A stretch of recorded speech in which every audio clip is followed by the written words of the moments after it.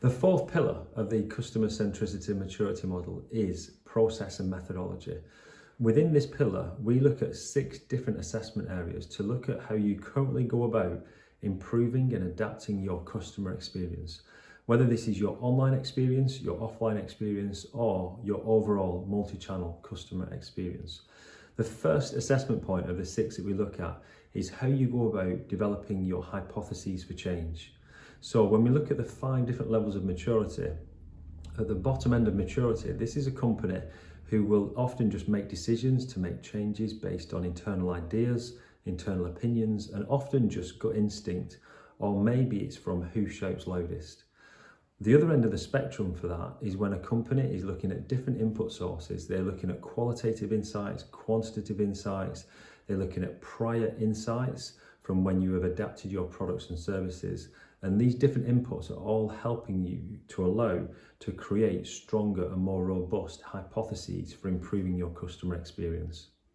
The second thing that we look at is your prioritization framework. So how do you go about choosing what to change, what to adapt, where to spend your time and resources when you have got so many things that you could potentially change to try and improve your customer experience?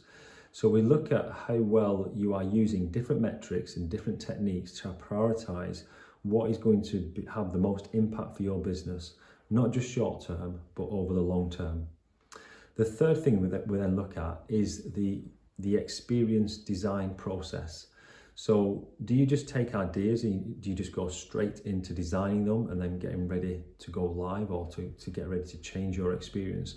Or do you go through a process where you get different people feeding in their ideas through ideation? And do you have feedback loops where you're getting feedback from customer insights before you roll out changes to your customer experience?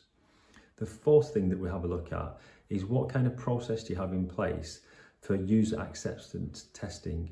How do you go about making sure that when you do go live with a change, whether it's in the online experience or offline, what do you do to go about assuring that things aren't going to break, that it's not going to have a negative impact on your customer experience by maybe just missing out and not looking at some of the finer details of that experience change?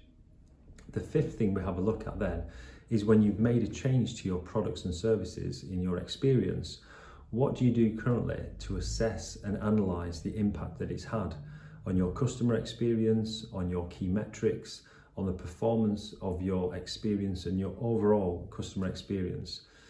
Do you actually assess that? Do you see what impact it's had? So we have a look and we understand how you're currently going about that.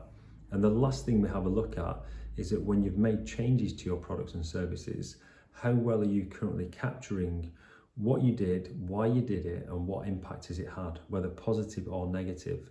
And if you are collecting these things together, how well are you then sharing these things amongst other people within your business so that you are having this continuous feedback loop with continuous learnings a part of your process and methodology? So these are the 6 areas of assessment within people and skills, which is a 4th pillar of the Customer-Centricity Maturity Model.